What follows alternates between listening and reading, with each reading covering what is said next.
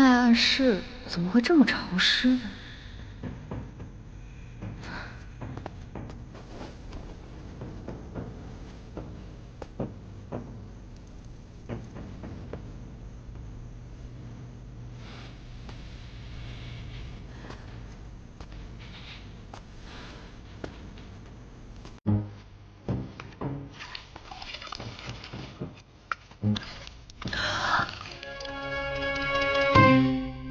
这里怎么是男浴室？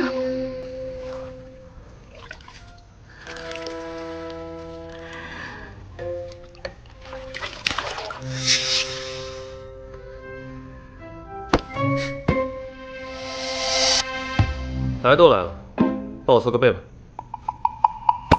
走。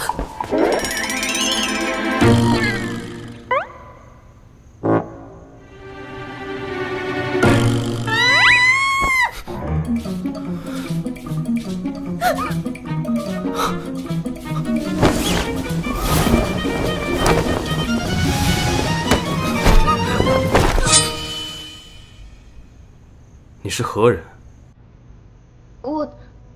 我是新来的医官，一不小心走错了地方。新来的医官。肤如凝脂，声若莺啼，颈间不见喉结。这太医院何时来了个女医官？说，你到底是何人？为何女扮男装，混进浴室？我今天可把我累坏了，得好好洗个澡。是啊，多积水。哎呀，舒服舒服。哎，这位兄台是新来太医院的吧？之前没见过呀。是，你们吃过晚饭了吧？那当然了，都这个时辰了，肯定早都吃过了。这位兄台，你怎么洗澡还穿着衣服啊？啊，衣服一起洗了，方便，这样省事儿。你要不要试试？那就不必了。这有意思。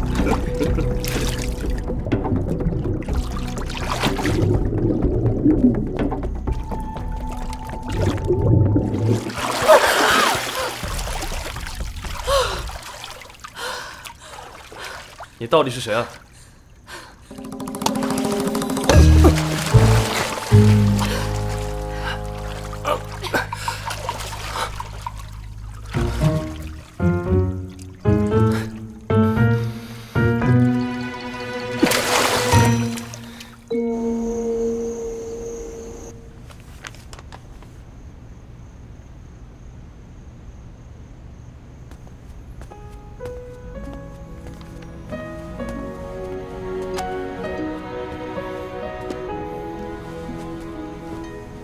臣宋凌霄，参见皇上。免礼，都退下吧。是。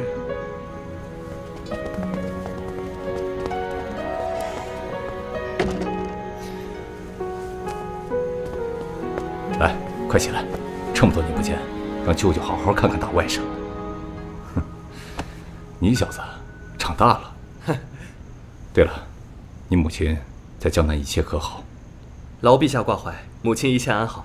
临行前还叮嘱了儿臣向皇上转达问候，愿皇上龙体安康。真好着呢。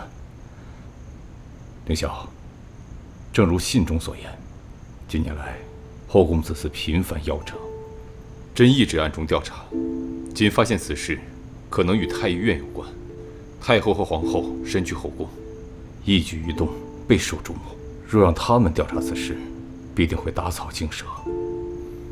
朕思来想去，这件事只有你最合适。你虽不通岐黄之术，但机敏过人，扮作医官潜入太医院，定能探出些蛛丝马迹。陛下放心，臣定竭尽全力，早日查明真相。切记，行事务必要小心谨慎。若有任何消息，可随时向朕汇报，切不可掉以轻心。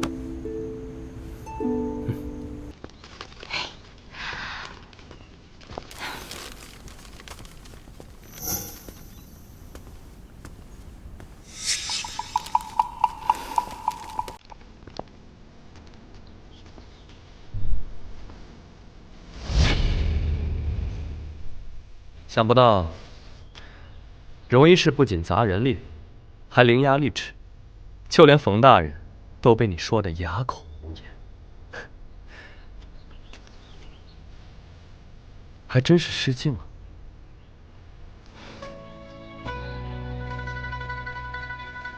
承蒙宋大人谬赞。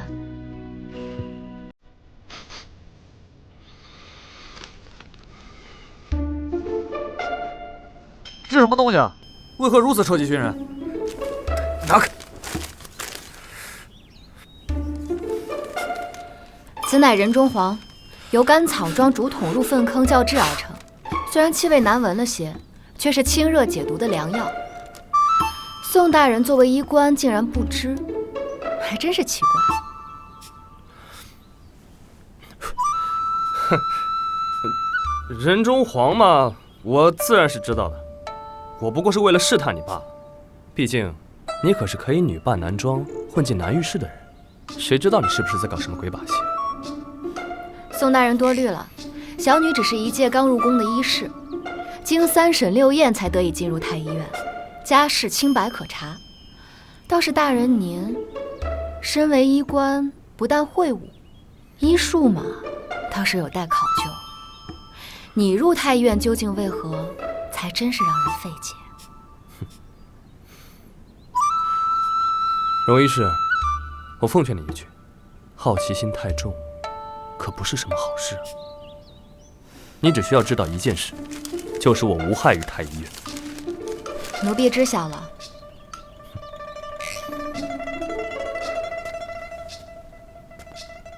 荣医师，我在你身上嗅到了一股危险的气味。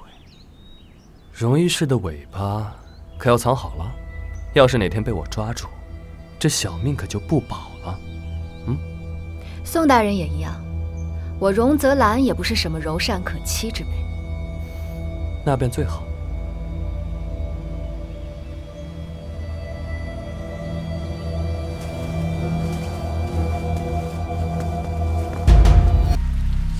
我也翻查了历年太医院的脉案，妃嫔子嗣的医案记录，皆无纰漏。想来得另寻方向探查了。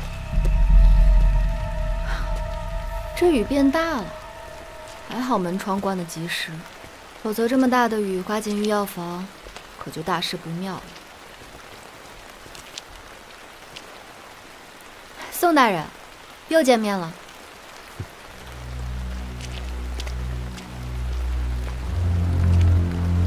这雨下得突然，大人手中无伞，如若不嫌弃，可与奴婢共撑一伞。不必，既已尽职，便早些回去休息吧。如此，那奴婢先行告退。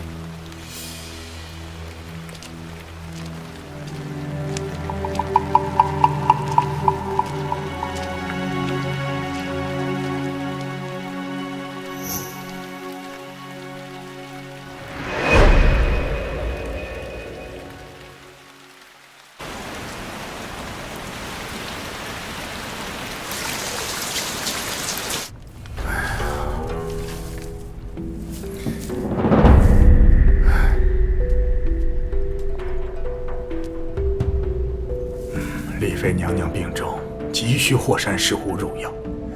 如今这批药材全被雨水打湿，无法使用。哎，这可如何是好啊？昨夜是何人当值？如此大雨，竟未将御药房窗户关上，你们都是干什么吃的？我院判冯院判恕罪。昨日是奴婢与荣医师共职，奴婢因牵挂晾晒的如群先行离开。临行前千叮万嘱，务必要关好门窗。哪料京城竟见御药房窗棂大敞，想必是荣医师忙中疏漏，这才导致药材被淋湿了。啊？不会吧？这怎么可能呢？冯医师此言何意？是说我未关好门窗，致使药材受潮吗？昨夜冯医师同我们一起回的寝室，不是你还能是谁啊？就是啊，我们一同回去的。果然不出所料。这冯英借故脱身，就是为了用这暴雨生事，构陷我。哼，雕虫小技，倒不枉我留了后手。昨夜我离开御药房时，门窗紧闭，此事宋大人可以为我作证。宋医官，荣医师说的可是实情？这个嘛，还好门窗关得及时，否则这么大的雨刮进御药房，可就大事不妙了。怪不得昨夜他这么好心，要我共撑一伞，原来后招在这儿啊！人中黄。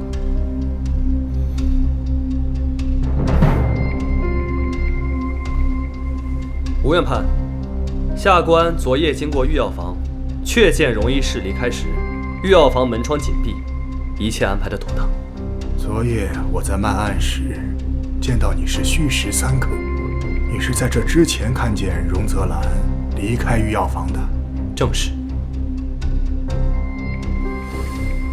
昨夜戌时末，我离开漫案时，经过御药房时，曾瞧见有人推门进了御药房，那身形……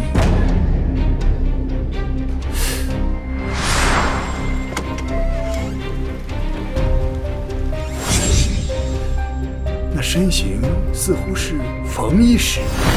就是他。也就是说，我关好门窗离开后，冯医师你又暗中去打开了？不是我昨天确实是出去过，去的不是御药房，是那个西北角的茅房。是吗？我记得没错的话，冯医师平日里习惯用的是公桶，怎的昨夜大雨反而想起去茅房了？我愿用公桶还是茅房，跟你有什么关系？你慌什么？我哪里慌了？你少污蔑我！冯医师，昨夜我关好门窗离开御药房时，我在门窗上挨个涂抹了我刚刚熬制好的白子油膏。慌乱中摸着黑去开关门窗的人，肯定不会注意到。想必此人现在的衣袖上还沾有白子油膏的油渍吧？哎呀，冯医师，你衣袖上这褐黄的油渍，怎么跟我的白子油膏如此之像？冯英，如今证据确凿，你蓄意损坏宫中药材，构陷同僚，你该当何罪啊？师傅，救救我！师傅，救救我！救救我！救救我！师傅！住嘴！犯下此等罪过，还有脸求我？下最要紧的是找到霍山石斛。李医官，当真一株能用的霍山石斛都没有了吗？吴院判，都被雨淋了，太医院暂无库存。公安的药铺能找到吗？罗大人，这霍山石斛本就稀缺，宫外药铺短时间内也难以寻得呀，怕是来不及了。这可如何是好啊！耽误了娘娘的病情，我们所有人的脑袋都不够砍的。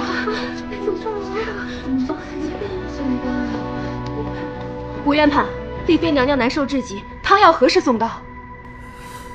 吴院判，我或许有办法让受潮药材恢复药效。当真？那你快说。什么？是谁打湿了药材？如果丽妃娘娘没有及时用药，有个3长2短，我会将此事禀明皇上，定会将此人满门抄斩。吴院判，太医院如果拿不出汤药，耽误了娘娘治病，你们都没有好果子吃。这怎么办？荣医师，荣医师，你真能解决是吗？求你帮帮我，我给你道歉，我错了，我求你帮帮我，只要你能解决药材手抄，让我做什么都行，我求你帮我，我不应该因为御药房只为一时记恨你，我求你帮帮我，对不起，我求你帮帮我行吗？帮帮我行吗？我不想死。吴院判，如果我让霍山石斛重新恢复了药效，可否晋升我为2等医师？没有办法。当初偷穿医官衣服闯进南御室，而今又想成为2等医师，他胆子是真大呀！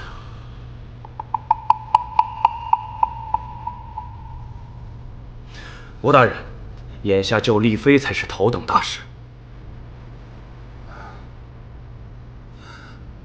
荣泽兰，你若解决了药材问题，太医院便破格晋升你为2等医师。谢吴院判。荣泽兰，我警告你，若你失败，耽误了丽妃治疗，不仅要受公规惩处，还会被逐出太医院。你可考虑清楚了。好，一言为定。我需要大量硫磺、木炭，还有火折子。李医官，快速速去办。是。这么想成为2等医师，你到太医院到底是为了什么？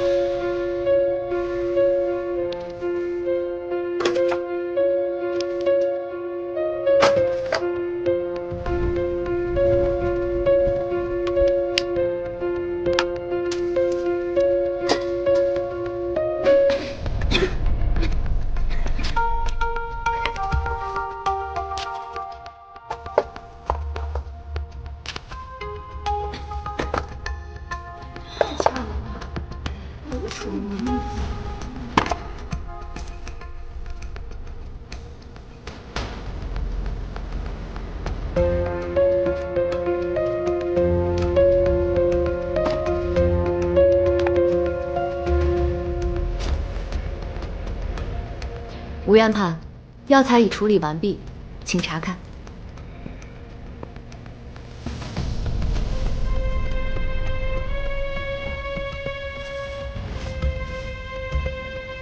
荣泽兰，硫磺性烈，稍有不慎变成砒霜。你可知《雷公炮笞论》中明言石斛忌火毒？你这般以毒攻毒，若丽妃娘娘服后有个好歹，你担当得起吗？泽兰，你方才所用之法可有何依据啊？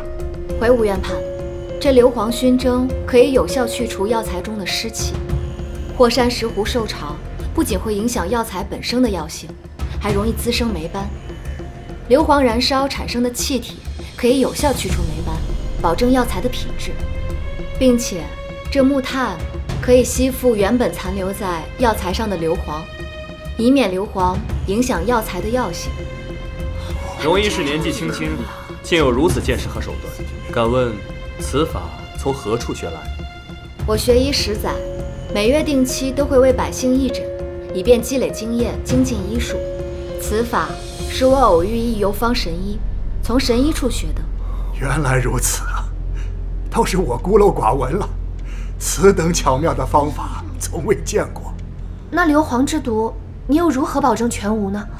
冯医师，这里可是太医院，聚集了我朝所有最优秀的医官，这验个毒不是什么难事吧？这2等医师肯定是我先进。可不就是那个姓宋的，打从入院起就没见他摸过脉诊，整日里在廊下晃悠，哪里有个医官的样子？听说是走了宫里的门路，这般烂泥扶不上墙，也配穿医官服？就是，荣医师，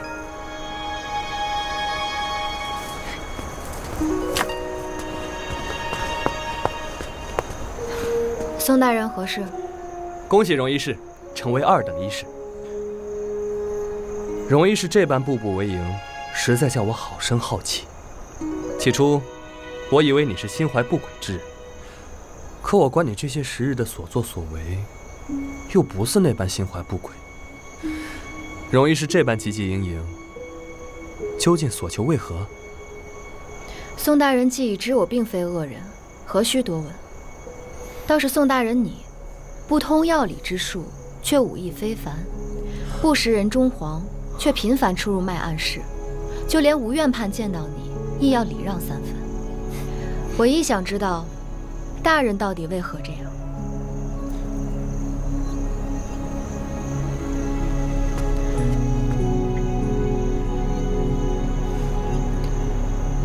别这么紧张，荣医师。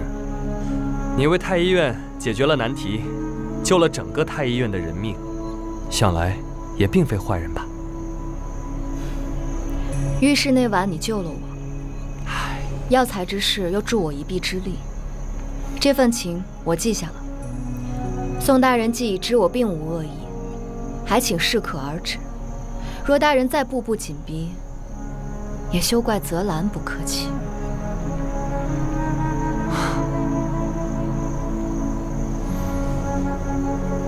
别这么紧张，我只是好奇，那1等医师的位子究竟藏了什么，让你如此这般去冒险？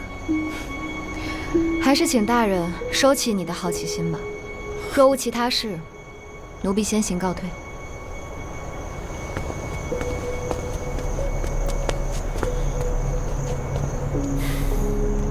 荣泽兰呀，荣泽兰，他们来日方长。怎么又是你？我不喝药，你快给我滚出去！我不想看见你。奴婢给公主带来了好玩的东西，你要是不喜欢的话，奴婢立刻就走。真的？嗯。那你快拿出来给我看看。奴婢给公主变个戏法，可好？嗯。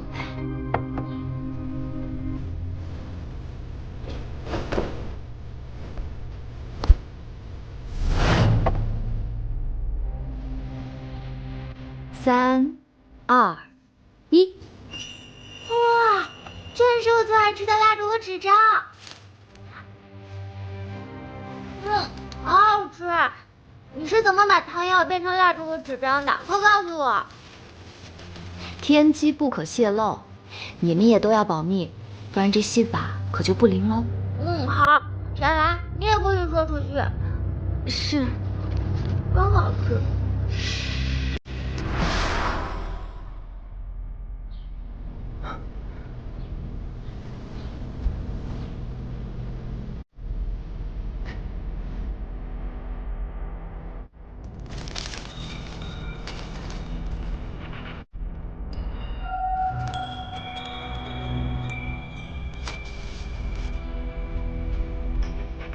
皇上，这是裹着糖霜的蜡烛造型糖人儿。这宣纸也并非真的，而是糯米纸。这怎么可能？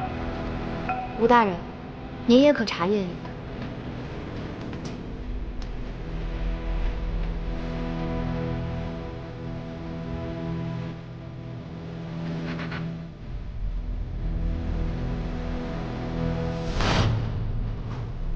皇上，此物确实可食，无毒，似乎还有药的成分。启禀皇上、娘娘，奴婢内日观公主之症，面黄体瘦，喜食异物，此乃先天不足致气血亏虚之症。寻常汤药性偏峻猛，恐伤质子脾胃，加之公主验药拒矣，奴婢这才斗胆以食疗代替药疗。将滋补之药溶于糕点之中，又请御膳房的公公将其制成蜡烛与纸张，以食代药，调和阴阳。皇上明鉴，荣泽兰身为医士，竟敢私毁御方汤药，擅以市井杂食进贡金枝玉叶。公为医典明载，凡药食出入必3验其毒。今其无视祖制，将未经太医院审验之膳食呈于公主，犯欺君之罪。恭敬森严，若开此先例，恐宵小之辈借膳食荼毒，危及天家血脉。皇上，太医院掌管6宫医政，若不严惩此等越矩之辈，何以立规矩于内廷？还请皇上严惩，褫夺其医籍，并逐出宫去，以正宫规。皇上，奴婢虽然违背宫规，但治好公主也是事实，求皇上网开一面，不要将奴婢赶出宫去。皇上，荣医士虽犯宫规，然其以食代药治愈公主沉疴，实乃医者仁心。冯大人所虑，实为社稷根本。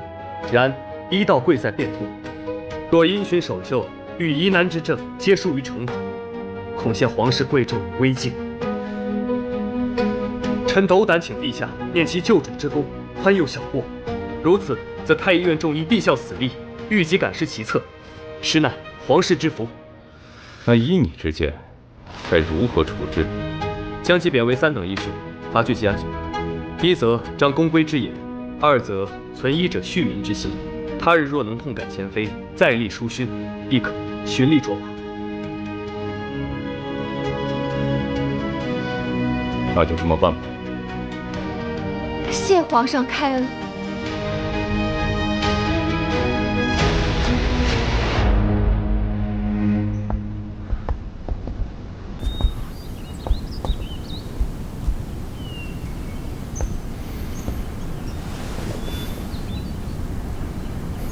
荣泽兰多谢宋大人今日仗义直言，此恩无以为报。他日宋大人若有什么需要我做的，尽可开口。我对你无所求，只是单纯的想帮你。你若是不信，就当我是为了让你帮我保守秘密，礼尚往来吧。大人放心，只要大人所做之事与我无碍，泽兰定会替大人保密。你的意思，我要是碍你事儿了，就要与我为难了。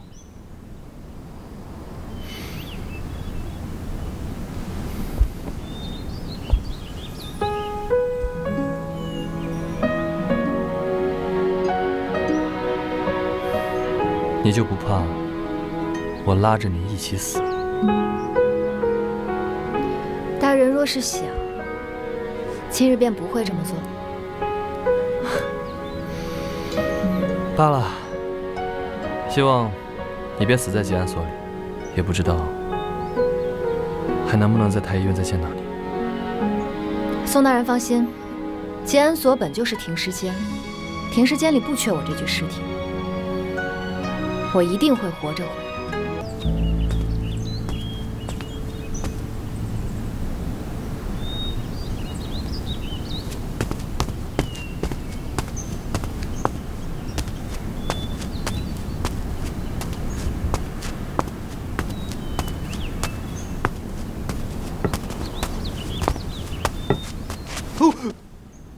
来这儿做甚？啊，涛儿老伯，在下宋凌霄，是太医院医官，今日前来拜访荣泽兰。和您，不知可否让我……听说那丫头被贬来吉安所，是姓宋的干的，那就是你吧？啊，老伯，您误会了，我与荣姑娘相识已久，虽说是我提议让她被贬至吉安所的，但此事说来话长，老伯。不如行个方便，我不是坏人啊。他在这儿好着呢。吉安所是活人避嫌、死人歇脚的地儿，赶紧走。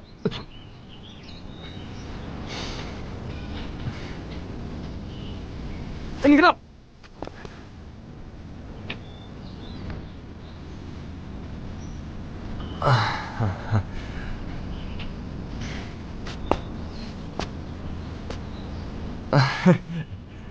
那就劳烦老伯替我转交给他吧。赶紧滚！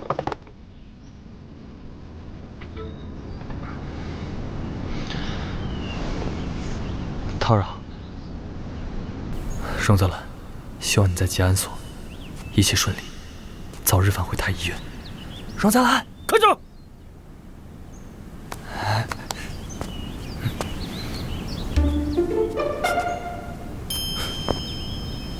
走。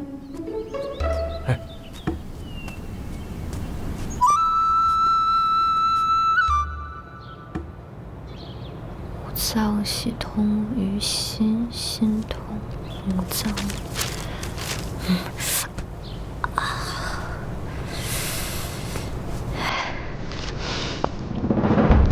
荣泽兰竟然没死！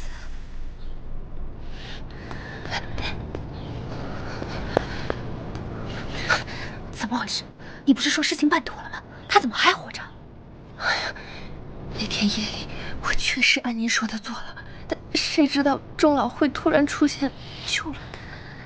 你若不想办法除掉荣泽兰，我便让叔父收回对你的调动，你只能老死在吉安所。不，冯医生，你再给我一次机会。你放心，我一定会除掉荣泽兰。那你最好说到做到。我就不信他命大，逃得了一次，还能逃得了第二次。需服用苦参、丹参或白蟹皮。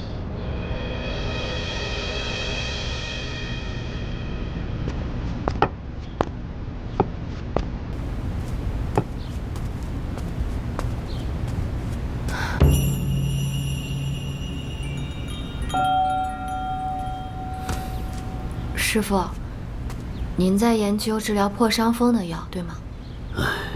当下能治疗破伤风导致伤口感染的药太过昂贵，一剂药的价钱抵得上一户普通百姓3年的口粮。战场上很多士兵伤口感染无药可用，最后只能眼睁睁等死。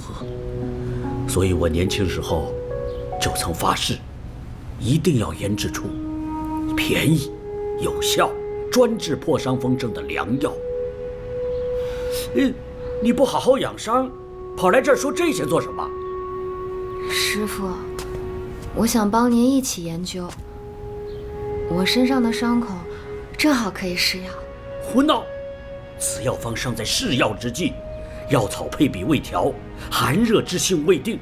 你若贸然以身试药，轻则伤势恶化，重则危及性命。师傅，正因如此，所以才更需要有人试药啊！试药有死囚，用不着你这丫头犯傻。您若用死囚试药，耗时3秋也未必见效。师傅，这药早一日试验成功，就可以早一日救人性命。试药一事，唯有徒儿最为合适。你脉虚弱游丝，气血亏耗，食之有久，再试猛药，与饮鸩何异？正因为我伤重，命悬一线，才更是试药良机。您就让徒儿试一试吧，徒儿也不愿看到百姓和士兵因缺药而亡。如若徒儿能以残躯换得良方，徒儿纵死亦无憾。休得胡言！我既收你为徒，便要保你周全。速速回去养伤，休得再提此事。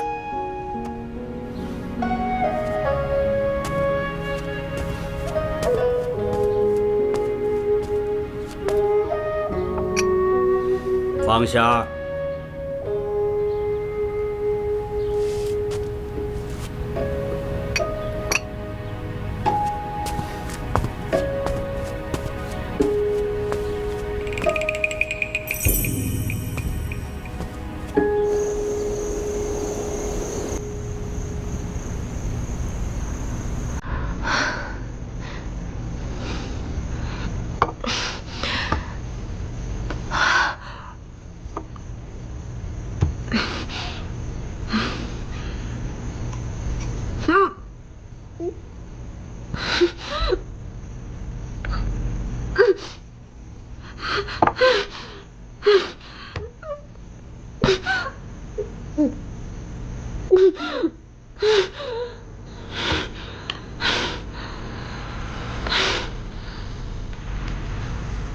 虚实3克，灼烧根，蔓延至小臂。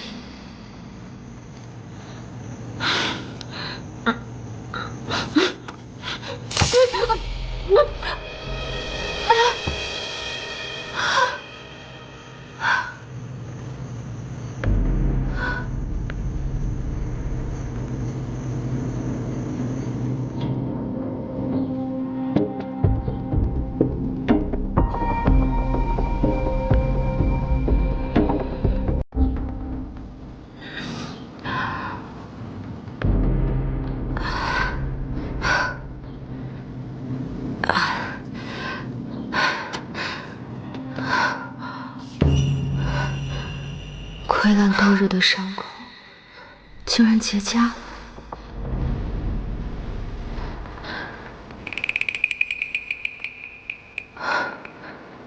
难道是因为伤口沾到了橘子上的青色霉斑？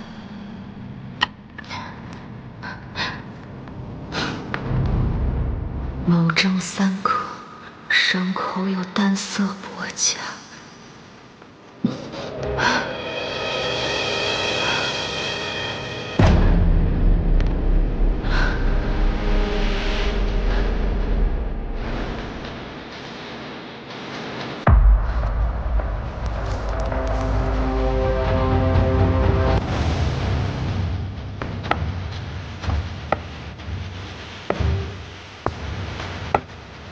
啊！你疯了！这药连死囚都不敢用，你是不是嫌命长啊？周医师，赶紧来！来了来了，钟有什么事儿这么着急？速去御药房，告诉他们我需要紫雪露，速去速回，不然唯你是问，还不快去啊！好。丫头，你醒了。师傅，我找到治疗破伤风的。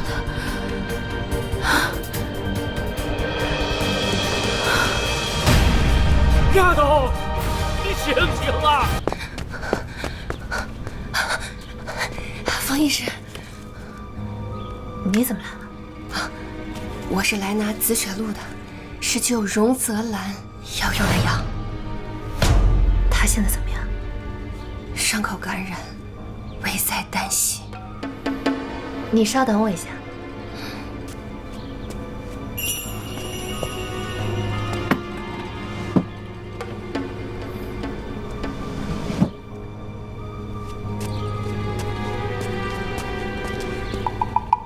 这紫雪露特别金贵，整个太医院只剩这么一点点了。你务必小心，得亲自将药交到他手上，可千万别出什么岔子了。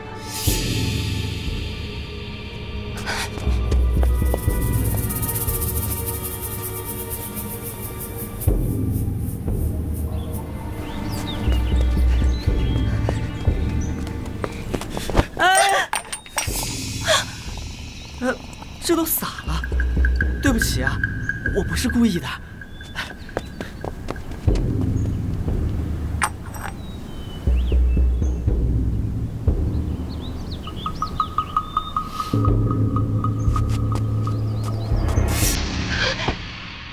奴婢路上不慎，药全被人撞洒了。混账！荣子，哪里还有紫雪露？没了，这么金贵的药，整个太医院也就这一瓶啊！就没有我宋凌霄找不到的东西，我这就去找。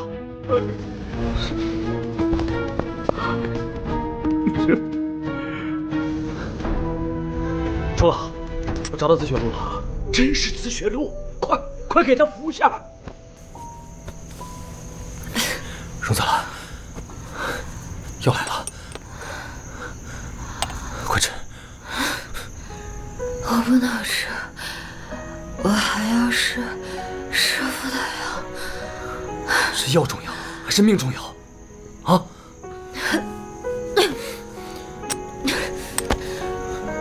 世间无不可遇之疾，唯缺持之以恒之心。我愿用自己的命助师傅一臂之力。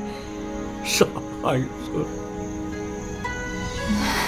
别逼我，我死也不会吃这个药。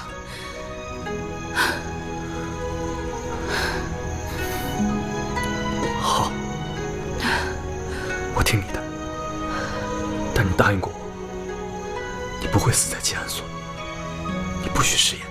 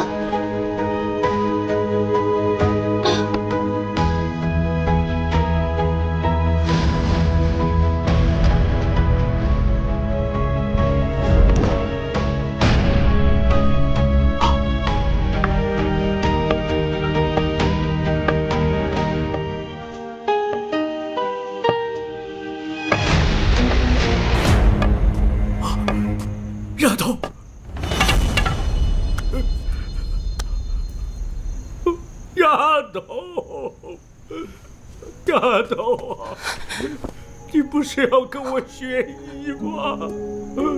怎么就走了？都是我的错呀！钟老，人各有命，你别太难过。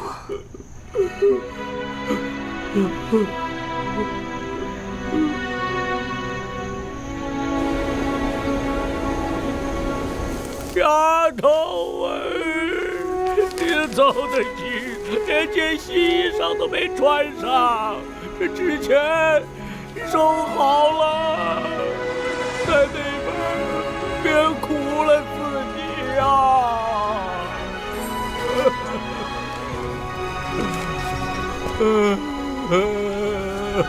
死得好，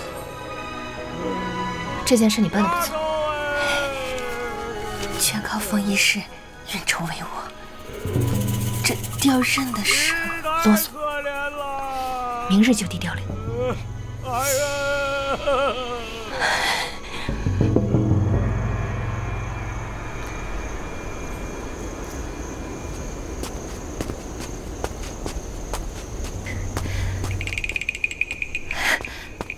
叔父，周文熙弄洒了紫雪路，荣泽兰无药可医，已经死了。做得好！看来当初我让你拉拢周医师是步妙计呀。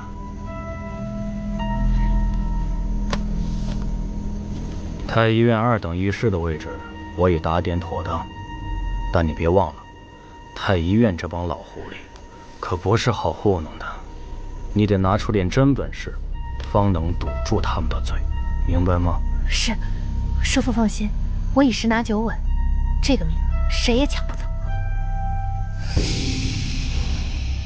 我不仅要成为2等医师，成为1等医师的计划我也安排好了。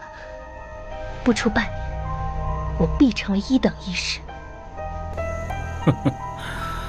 好。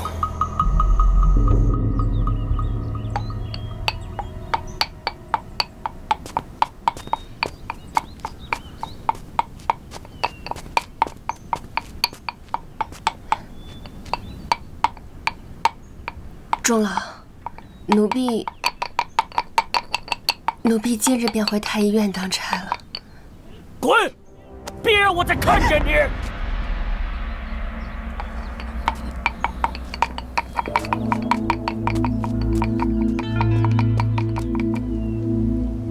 冯姐姐，恭喜你荣升2等医师！是啊，恭喜！我们可就都仰着你了。冯姐姐穿上2等医师服，气质更出众了。1等医师迟早也是你的。谢谢啦。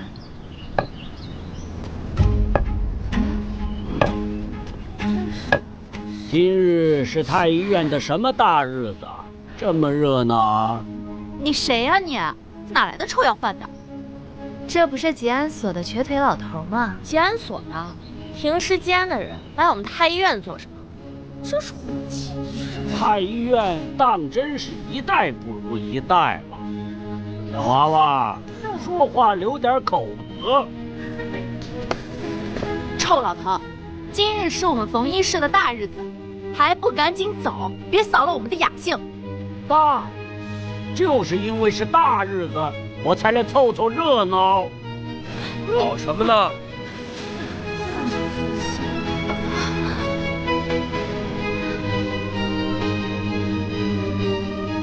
医师冯殷于太医院司职以来，恪尽职守，治方精妙，其功可表。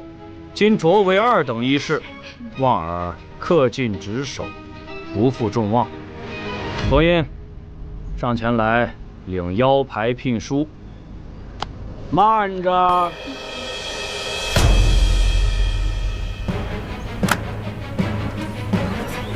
你一个吉安所的，太医院岂是2等能随意擅闯的？来人，把他轰出去！吴春林呢？把他给我叫出来！走吧，赶紧走！吴春林呢？你是什么身份？我们无院派也是你能直呼其名的，还不赶紧走？赶紧走！你不然赶紧走！走！快给我住手！吴大人，都退下！下官不知钟老前来，又是远迎，又是远迎。刚才是谁口出狂言，对钟老大不敬的？啊？你们可知钟老是谁呀？钟老是跟随先帝出生入死，打下江山的军医，曾数次救过先帝的性命。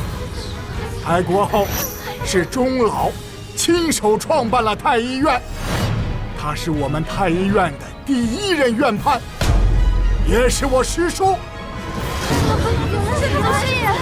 师爷，钟老可谓是德高望重。这些小王八羔子，刚才非要把我轰出去。我看你们一个个的是闲顶着脑袋太累了，都想歇歇了，是吗？不敢！哎呀，这不是大水冲了龙王庙吗？钟老，下官有眼不识泰山，得罪了钟老，还请钟老原谅。您大人不计小人过，别放在心上。钟老，您隐居多年未曾出山，今日怎么想起来太医院了？这次我来太医院，是给你们送一位2等医士。2等医士，谁呀？丫头，进来，让大家见见吧。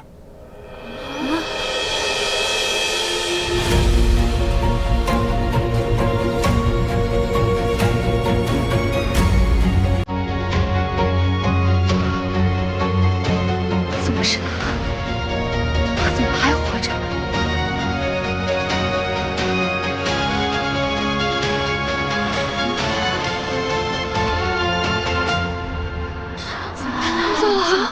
他怎么又活了？王爷，你说呢？到底该如何是好？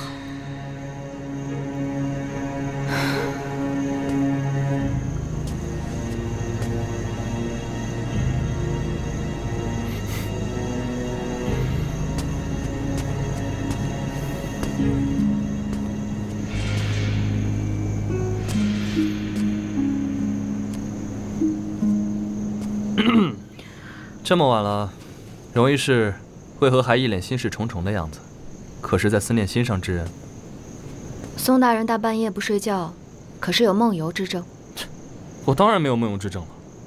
那你为何张嘴就说梦话？宋大人，我近日偶感风寒，还是保持些距离为好。你我相识许久，我鞍前马后，助你揪出幕后真凶。我不是在邀功啊，这没有功劳也有苦劳吧？可是，你却还是与我这般生疏，真是令人心寒。容医师，你大可不必与我如此生分的。宋大人的伤怀之意再真切一些，方才可信。你还没说呢，你刚才想些什么呢？宋大人，若有人身染恶瘟疫，隐匿不报，则疫病横行；上报，则此人必死无疑。当救其一命，还是舍小保重。此事两难，以社稷安危计，弃以保万，或有无奈之选。但人命关天，若能寻得万全之策，方为上上之选。容医师为何有此疑问？宋大人所言极是，孤权大局虽残忍，却是不得不为之。多谢宋大人，我已有决断。如此便好。容医师若有需要，随时跟我说，我宋凌霄都在。吴院判、冯院判，昨夜斗已结痂，已有痊愈之象，为何还要移宫规火烧焚化？我等西医之人，本当悬壶济世，难道在这皇宫之中，人命竟然不及一纸公规吗？武大人，您身为医者，当真能弃人命不顾，违背自己的良心吗？荣泽兰，休得诡辩！公规森严，岂是你能智慧的？自古以来，只要发现瘟疫，就立刻火烧深埋，防止瘟疫蔓延。如若我放了你，导致斗疫扩散，谁担得起这灭顶之灾？列位皆是幸运中，你们当真认为这草菅人命的规矩合理吗？斗疫虽恶，但只要精心调治也可治愈。为什么不尝试着治一下？1个染病烧1个，10个染病烧10个，那100个、1000个呢？全都烧死吗？眼睁睁地看着病人被烧死，也不尝试着救一下，大家对得起身上这身医官服吗？皇上，凌霄觉得荣医师说的对，身为医官，我们应该努力救治。这瘟疫虽然可怕，但我们不应一味只是逃避，一烧了之。如若救治成功，积攒了宝贵的救治经验，也是利国利民、造福百姓的善举啊！凌霄恳请皇上给荣医师一次救治的机会，凌霄会亲自看着他们，确保他们不出隔离的房间一步。如果救治失败，凌霄定会亲自把他们付之一炬，确保众人安危。就是闭嘴！公规不可违，点火！住手！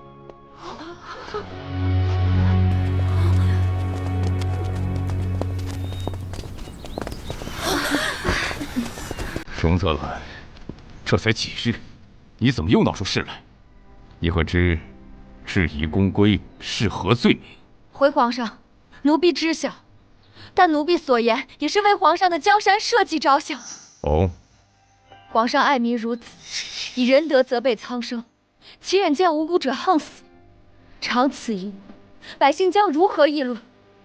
百姓定会唾骂太医院众人见死不救，叹皇室视人命如草芥，更会议论连皇上身边治病救人的医者都要被烧死，这天下还有何处是安身之所？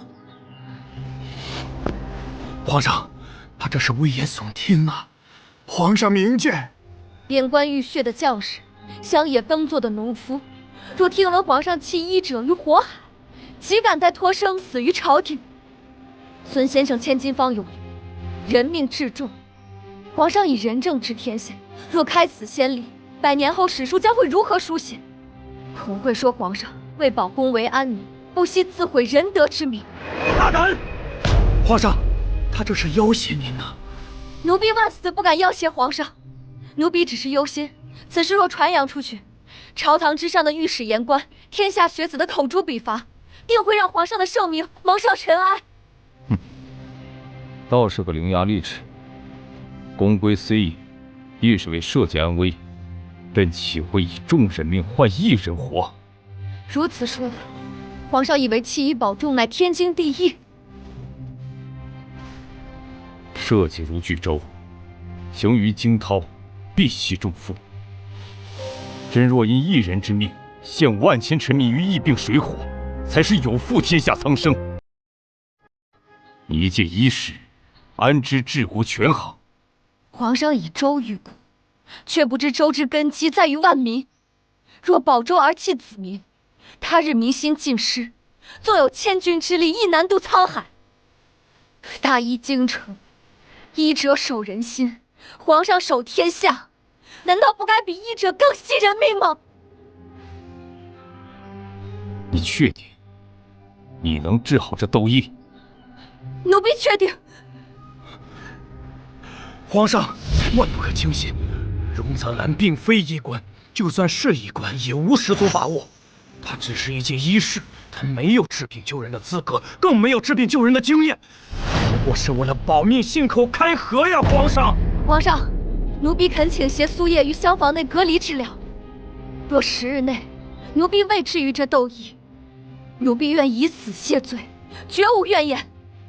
若10日之后，奴婢治愈了这斗疫，则天下就多了一副治病救人的良方，而皇上人心广济的美名，也将能传遍天下，万民颂德。皇上，此乃两全之策啊！皇上，奴婢愿以身试药，要是能为百姓做些贡献，奴婢死而无憾。好，那朕便给你10日。谢皇上隆恩。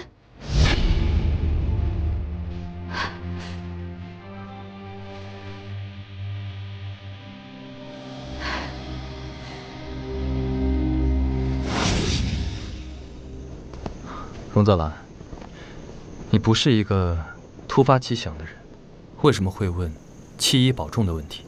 可是遇到什么事了？苏叶患了痘疫，宫规规定，凡发现患疫病者，立刻火烧深埋。我不打算上报，宋大人会告发我吗？你可有把握治好他？有，但我怀疑此事是有人故意设计，目的是为了除掉我。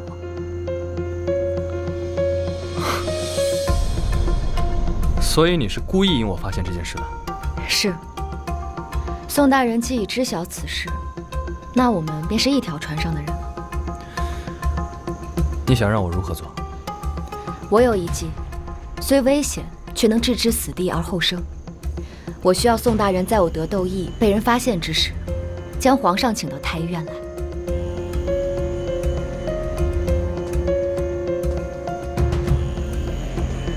此事很难，所以我才会拉宋大人入局。我相信大人你一定可以。此外，我还想请大人帮我3件事。其一，想请大人帮我确认同寝室的周宁与孙玉是否被感染。其二，我需要治疗痘疫的药。其三，还请大人想办法，千万不要让任何人靠近我与苏叶隔离的厢房。我怎么每次都会被你算计啊？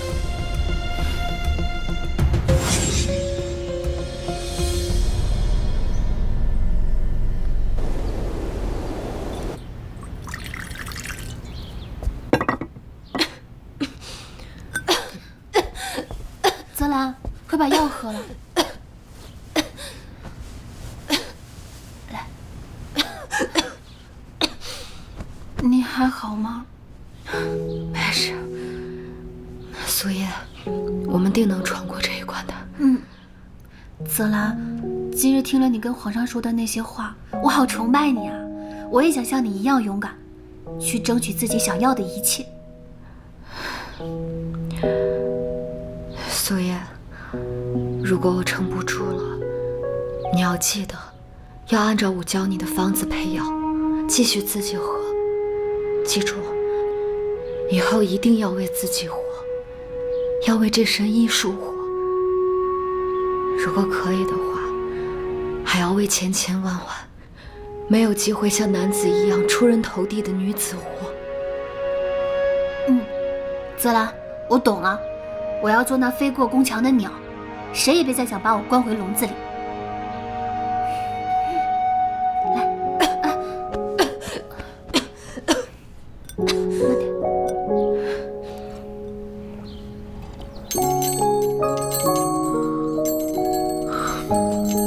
10日期限已到，荣泽兰，你一定要平安无事。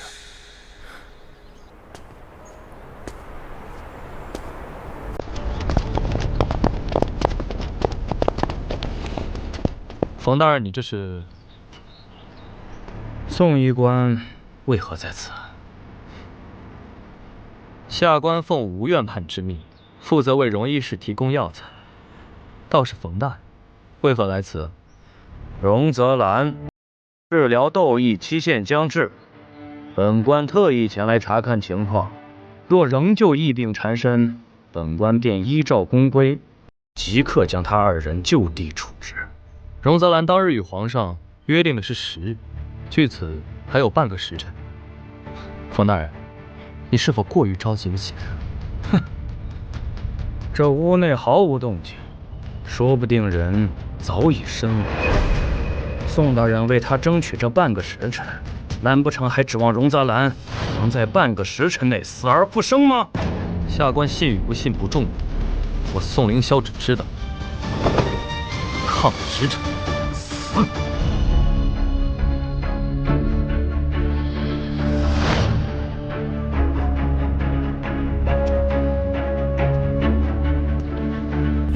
哎呀，宋大人，时辰已到，还不让路吗？宋泽兰，你当真败了吗？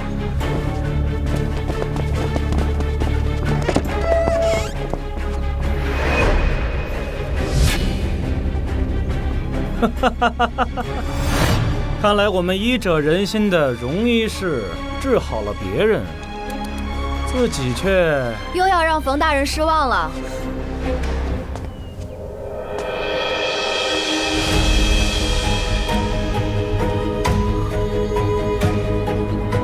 二等医师荣泽兰不负众望，治好窦羿，并研发新药，从此窦羿可防。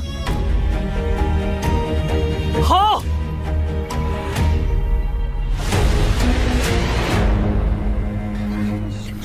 皇上驾到！参见皇上，多免了。朕听闻荣泽兰已经病愈，还研制出了治疗窦羿的方子。回皇上，确实如此。臣已为二人诊脉，皆已痊愈。好，荣泽兰。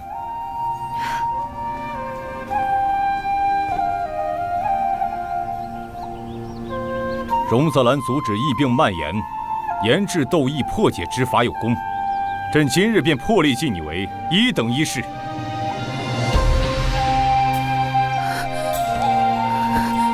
奴婢叩谢皇上隆恩。起来吧。恭送皇上。阿娘，兰儿终于成了1等医师，以后兰儿可以随便进出脉案室查看脉案了。兰儿一定要找到你被冤枉的证据，替你平冤昭雪。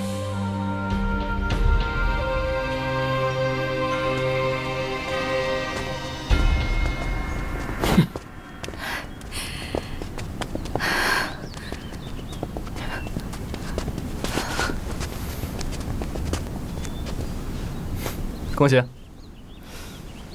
泽兰多谢宋大人救命之恩。哎，不用谢，不如以身相许啊。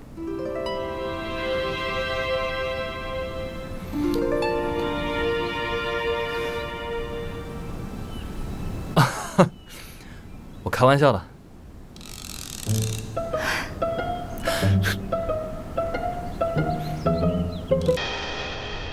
阿娘，兰儿从荣家到太医院，走了整整10年，而今，兰儿终于可以看到，您当年在宫中经历的真相，究竟是什么样的事？是什么人陷害了你？这个人不管是谁，兰儿都不会放过他。兰儿要让他后悔来到这个世上，要让他血债血偿。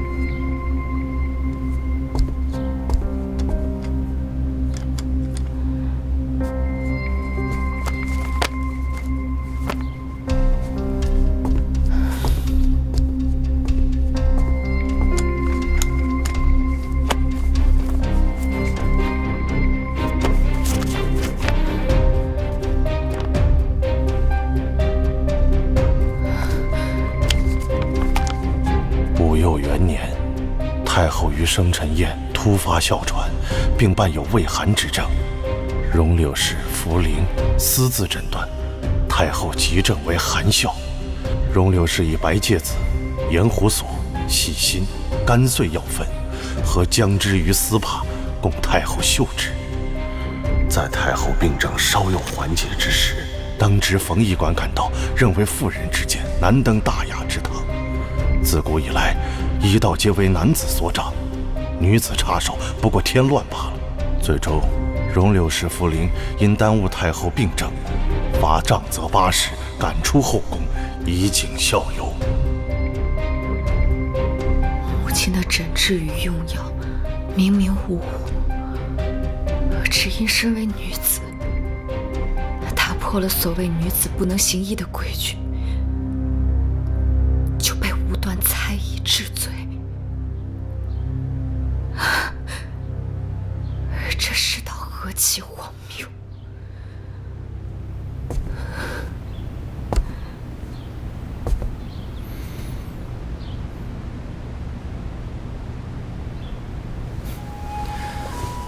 原来荣医师所图是10年前的卖案啊！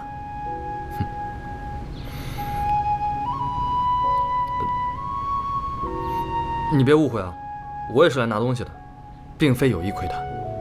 既如此，大人请便。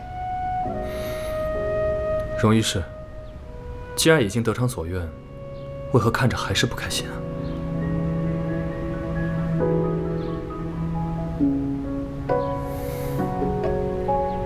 我母亲于危难之时，挺身而出救治他人，却因女子无才，便是得的迂腐规矩，被诬告为庸医，送至刑部杖责而死。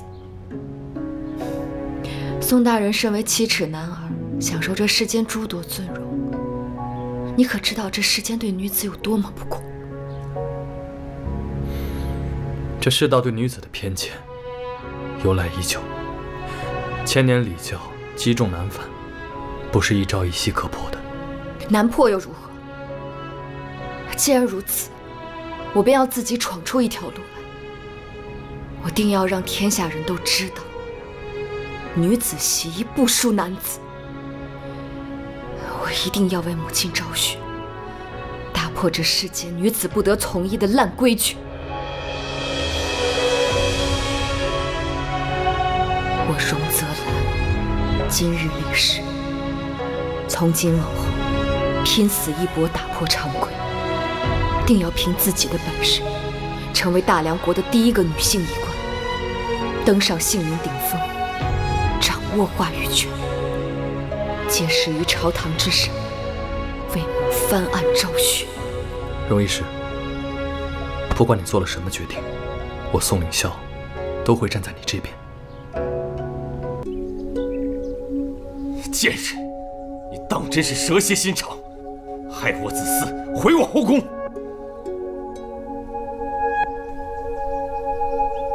我蛇蝎心肠，我会变成今日这般，都是你一手造成的。你才是罪魁祸首！放肆！这何错之有？都是因为你迟迟不立储君。你跟我说过，你说我的儿子是你最看好的皇子，你说过要把他立为太子。结果呢？你对其他儿子也是这么说的。你把我们所有人都当作棋子，在这权力的棋盘上随意摆弄。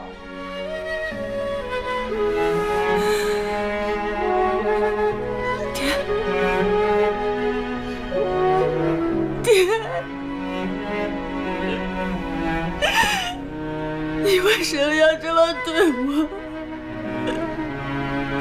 我已有心爱之人，我们情投意合，可是你却为了家族利益，硬生生的把我送进这耻人的皇宫里面。你还说一定要我生个儿子，让我把他扶为太子，让整个家族享尽荣华富贵。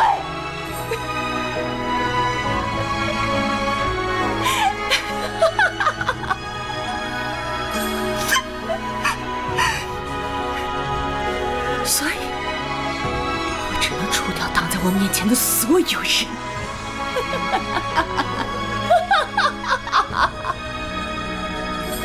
筑墙之内，白骨为基，金玉其外的尊荣下，是万千血泪铸就。那些被称作贤良淑德的规训，竟成了悬在女子颈间的利刃。有人借此攀附清源，有人为此癫狂痴我。到头来，皆是困在这无形樊笼里的可怜人罢了。住口！住口！朕岂能容你在这颠倒黑白、胡言乱语？即日起，将宁贵妃褫夺封号，赐针灸自尽。等等，二皇子他没有死。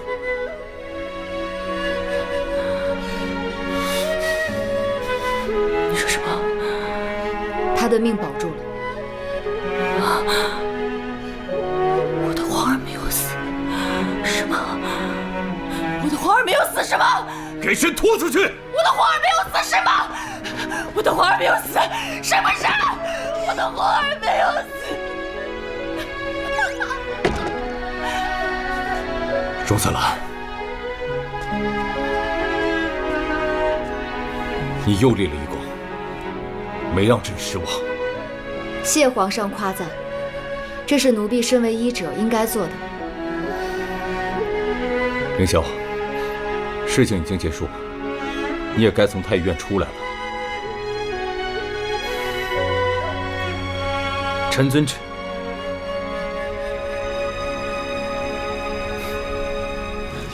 哎呀，完了完了！咱们之前那样嘲讽宋世子，他肯定不会放过咱们。是啊，谁能想到他竟然是大名鼎鼎的宣平侯世子？这下可怎么办呀？哎，这批药品确实不错。那你看看这个啊。世子殿下，世子殿下，世子殿下，之前是小人有眼不识泰山，小人不该嘲笑您走后门，实在是罪该万死，还望世子恕罪啊！之前是我们糊涂，不该说您烂泥扶不上墙，请世子殿下恕罪。太坏了，让他们听闻的。想让我既往不咎，也不是不行。这样吧，你们今天一整天见到谁都要说一句我是烂泥，我扶不上墙。做到了我就考虑原谅你们。是世子殿下，多谢世子殿下，多谢世子殿下。这个，我是烂泥，我扶不上墙。我是烂泥，我扶不上墙。烂泥，我扶不上墙。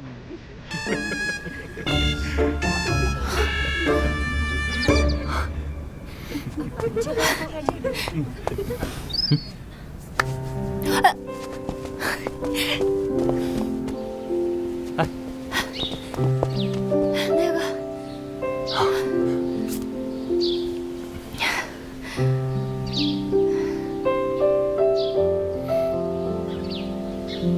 你这么看着我做什么？可是有哪里不对啊？还是被我给迷倒了？你把我拉到这儿来，有话要说。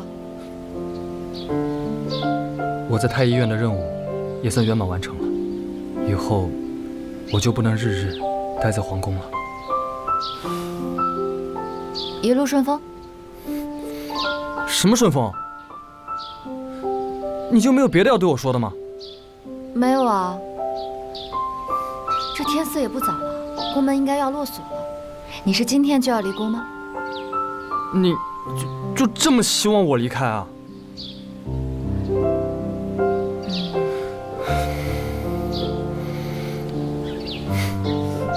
喂，宋世子，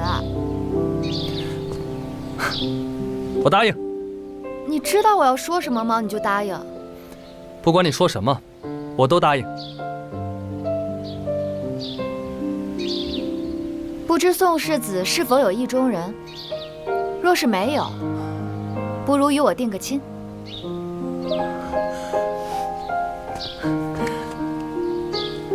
好啊。不过这般大事，是否应该先知会家中长辈一声啊？家母已过世，我的亲事我自己便能做主。好，那就依你。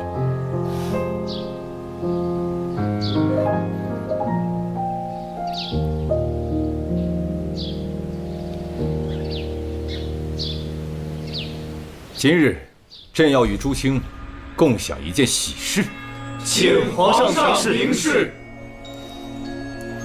荣泽兰医术超凡，数次力挽狂澜，救人于危难。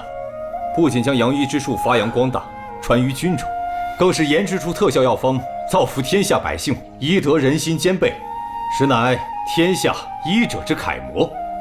朕决意将荣泽兰封为我大梁国首位女医官。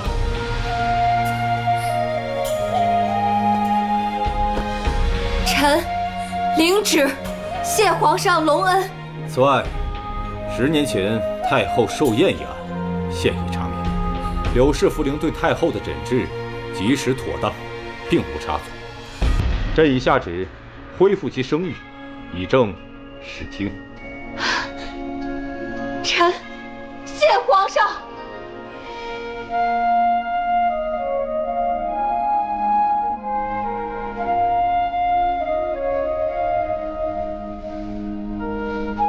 宋爱卿，你这眼巴巴地望着，就这般迫不及待了吗？